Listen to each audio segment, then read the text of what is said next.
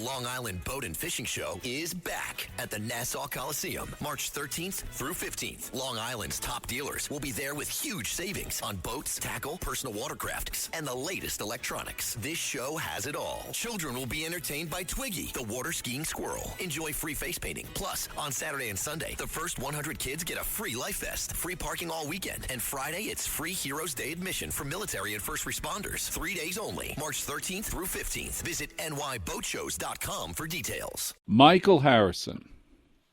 Here's the Walter truth. Sterling. Here's the truth about Michael Harrison. You ready? I don't know if you can handle the truth. He is my friend with a capital F. And he is the publisher and editor-in-chief of Talkers Magazine, which is the Bible of the talk radio industry. And you, a talk radio fan, can subscribe to it right now. You go to talkers.com. You can ask for it. You can subscribe to it. You'll get it every day for free. And it's worth the trouble just to read about the scandals in the talk radio industry that are not allowed to be discussed on the air, except by me. And then Michael is a broadcaster of note. He's been in the radio industry for longer than I will embarrass him with, but he's respected by his peers, and he's smarter than most of us. Now, Michael also has an interesting perspective and a focused interest on the field of metaphysics, and that gets my attention. And I thought, Michael, you could help us first by sharing which aspect of metaphysics intrigues you most. Well, first of all, thank you very much for the very kind and generous introduction. And congratulations to you on your extraordinary work in radio, and especially what you're doing now. That being said, I find radio to be pretty metaphysical unto itself. When you stop and think about mysterious airwaves, we don't really understand how it works. And voices and music traveling through the air from one machine to another into our brain, and then somehow we make sense of it all. And we take that for granted. We just take it for granted. People say, well, I'll believe in miracles when I see them.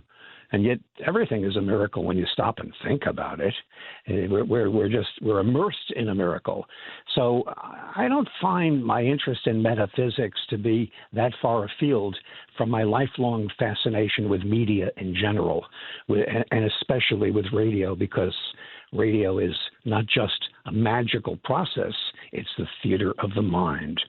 So, and one other thing, just to set the conversation, metaphysics doesn't necessarily mean supernatural, although they overlap, or woo-woo. Metaphysics is that boundary between what's kind of known by the scientists, the serious thinkers in the world, and the unknown on the other side of that ever-expanding boundary. Because as that boundary gets bigger, so does the amount of stuff we do not know. For every question answered, there's 2 new questions, maybe more. So I'm interested in that part of science, which is just beyond the grasp of our little Homo sapiens brain. That's to set it up. So what did you ask me? You want to know what people are thinking about in that area? I want to know which area are you most focused on that you find the greatest fascination. Then I'd like to hear about what people are thinking. Well, I'm fascinated by consciousness. The physicists, the most hard-nosed, crusty, business-like, scientific, mathematical physicists who would never admit to, acknowledging that maybe there's a God. They think they are God, and they want to eventually figure out the answers to everything. They find consciousness to be what's called the hard problem. We can't seem to, if you'll pardon a bad pun here, or a bad analogy. It's a late show, Walter. The hard problem means we can't quite wrap our brains around what this whole thing called consciousness is. Where do our thoughts come from? Sometimes I think the brain is like a radio, not creating the content or the sounds or the programming, if you will, but picking them up from a deeper level of the universe. That our brain is just a receiver, because all of our machines are extensions of our bodies, of our biology. So the brain is sort of an extension of a little radio antenna in our head that brings the signals in from who knows where and who knows what. In other words, who knows what the real things are that you and I happen to be having a conversation together. Am I talking to Walter Sterling, or are you talking to Michael Harrison, or are we avatars, bringing in signals from someplace else? So that's my main interest. That's not necessarily what people are thinking about right now all over the world when it comes to the physics and the astronomy and the astrophysics and the metaphysics community.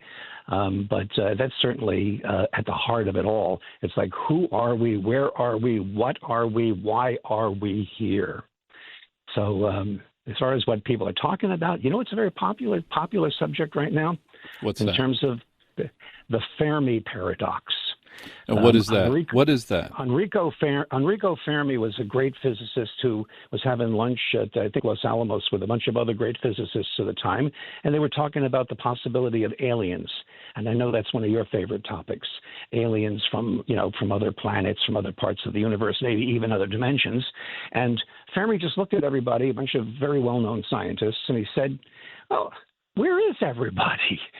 If the universe has been here for so many billions of years, plenty of time to formulate life, and there are billions of stars and planets out there, and the elements of life that we have here on Earth that created this planet full of life are really found everywhere we're looking out there. How come we are constantly greeted, no matter how far we look, no matter what we do, we're constantly greeted with the sound of silence? The universe is silent. We see no signs of intelligent life. We don't even see signs of unintelligent life. How is that possible?" And there are all kinds of theories. I mean, hundreds, maybe thousands of theories floating around out there in the internet of people coming up with ideas as to why we don't find life when we peer out into the cosmos. And that I find to be a fascinating pursuit. And it's amazing how many people are obsessed with that question. When we peer out into the cosmos through the Webb telescope, there seems to be some problems caused by that telescope.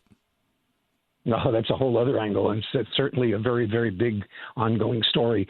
For those who don't know, the James Webb Space Telescope, named after a major pioneer within NASA, James Webb, and that name Webb gets in the way because people think it has to do with the internet.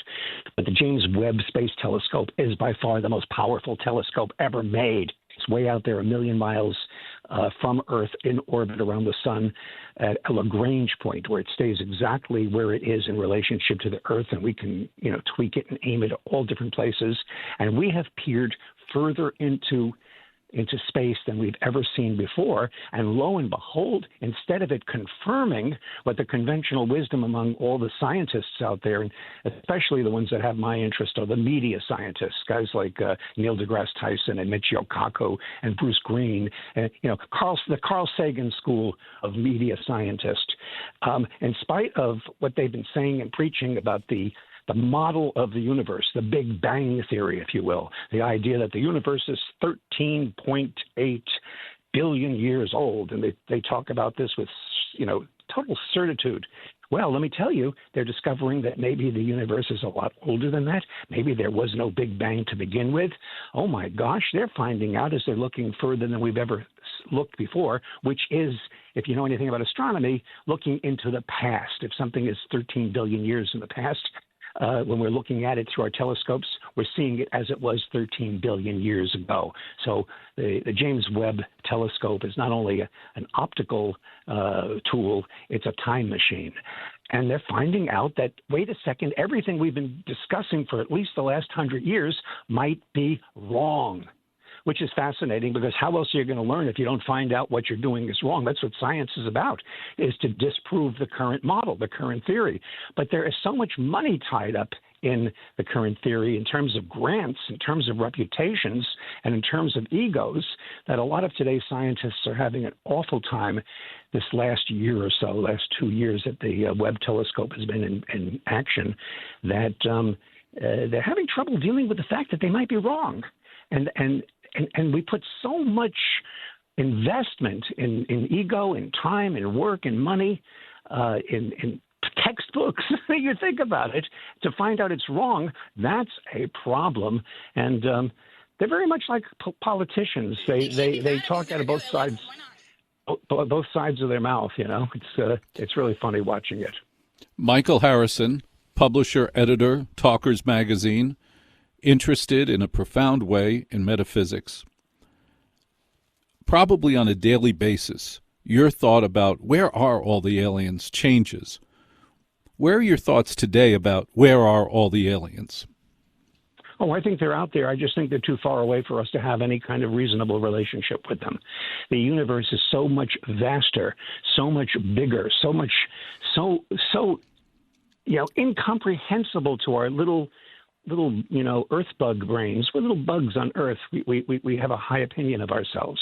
And we think that technology is the only way we advance, that if you're intelligent, you make machines. They may be so far beyond us, who knows? But I think that it's not easy to get in touch with these people because they're so far away and there has been such a time differential. They may be existing in a different time and certainly in a different space. So I don't expect them to pop up very soon. And when they do come here, I don't expect them to come in spaceships and land in our antiquated very, very primitive technology. But I think they're out there. Walter, without question.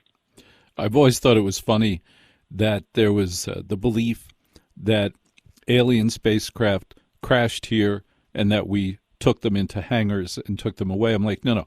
If they could travel light years to get here, I don't think they'd miss the landing pad. I just don't think they'd have trouble landing.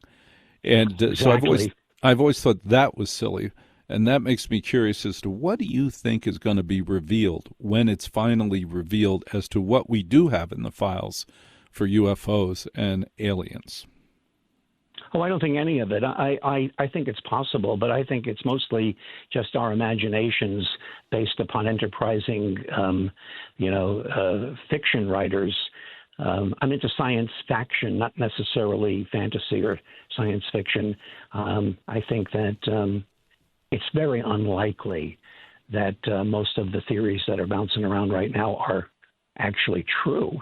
They're interesting, and they could be true. I'm not dismissing them out of hand that we shouldn't be talking about these things, but I think the reality of it is beyond anything we can comprehend. I think that there are higher. We're not the crown of creation in our little Homo sapiens bodies. We are not the ultimate in terms of what life can evolve into. This is my opinion. I may be wrong, but I think that we are still in a very primitive level in terms of biology, and that there are beings out there that we wouldn't even recognize if we were to encounter them, any more than an ant could fully understand what the skyline of New York means. It's just a whole different reality and dimension than they could comprehend or that we could comprehend.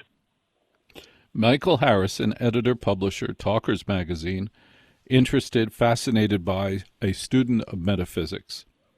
Do you have a final thought? Well, I'm happy to hear you talking about it because there are a lot of people who are very interested in these subjects. There are a lot of subjects out there that people are fascinated by. But I think that this particular subject, science, space, astronomy, physics, and over that fence into metaphysics, strike at the very heart of what human beings are about. And I think that it has a place here. In my main interest in my business is the perpetuation of radio as an important medium, among humans. And I think that talking about what's going on out there in the cosmos plays a role in our understanding of what's going on here on Earth. The improvement, the physical improvement of the radio set has shut down a lot of the original intrigue about radio. If you look at the ads for radio sets in the 1920s, different manufacturers selling radio sets, what is the benefits of owning a radio set? One of the benefits listed by many manufacturers is that between the stations, you may be able to hear voices of the dead. Well, I mean, why not? And, like, why not? And and then, you know, they got better with the tuners, and the tuners got tighter, and the space between the stations got silent, but there was stuff there. And when you were a kid, you probably heard stuff there, like airplane engines. And now that's all gone. But one of the points was you'll be able to hear voices of the dead. I'm like, that would get me to buy a radio set, absolutely. A lot of people have made a lot of money selling people access to the voices of the dead. The only voices of the dead I've heard on the radio are those that sing "What a long, strange trip it's been." I don't know, but they did find out, you know, without going down a rabbit's hole here, that the background, the microwave background sizzle, the echo of the Big Bang, can be seen on television screens. Before we had, you know, what we have now with streaming and all that stuff. When you had an antenna and you didn't have a channel, you'd see like snow and sizzle. Right. Well, that snow and sizzle is partially composed of echoes of the Big Bang, which purportedly, and I say that with quotes around it and in italics, purportedly took place 13.8 billion years ago, which I don't think is I think the universe has always been here. I think we have no clue about the concept of infinity. But we did discover, you know, to one degree or another, whether it's true, the echo, the sound, the residue, if you will, of the Big Bang in that snow and sizzle that you would see on the TV screen. Some of the older folks in the audience will remember when that was a part of watching TV between channels, or when a station went off the air, you'd get and yes. The older folks in my audience, in fact, remember that vividly. They think it was yesterday. Michael Harrison, Talkers Magazine, thank you for being on the Red Apple Audio Networks. What a pleasure. Thank you.